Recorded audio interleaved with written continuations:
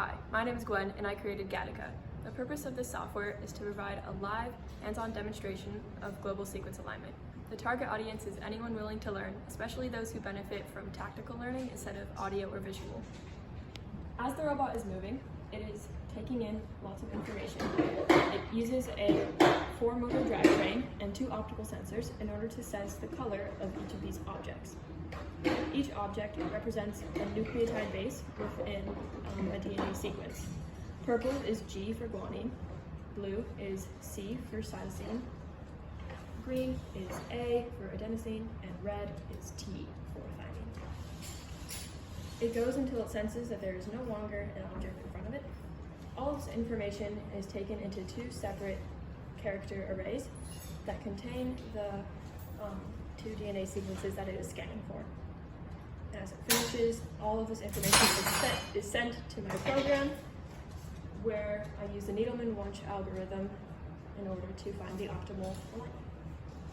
Just now, the robot was able to collect all this information. It is printed onto the console, where you can observe, if you're trying to troubleshoot, all of the colors that it found.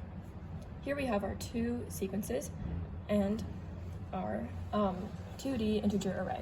This array uses a scoring system in order to find the optimal score, which is at the bottom right here. The score for this alignment right now is 0, which is correct. And then it also uses an iterative solution within the Needleman-Wunsch algorithm in order to trace back throughout this 2D integer array and find the correct alignment. And here it adds some indels in order to align this perfectly to have the best score. And you can see some of that here, where it's calculating where the cell came from before. Okay, and then in complement with this, I also have a Java program. This Java program is really essential to have along with the Python program because it takes in as an argument all the same information that the robot scanned, and then after we have scanned throughout this program, we have our 2 alignments. We're going to use that information, those 2 alignments, in order to find all of the optimal solutions. So this uses a recursive solution instead of an iterative solution to give not only the optimal alignment, but every optimal alignment.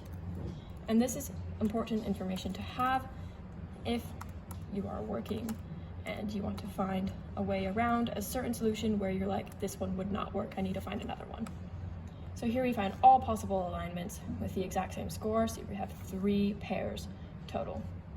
And if we look at the recursive solution, it uses the function Needleman-Wunsch and calls it recursively 3 different times.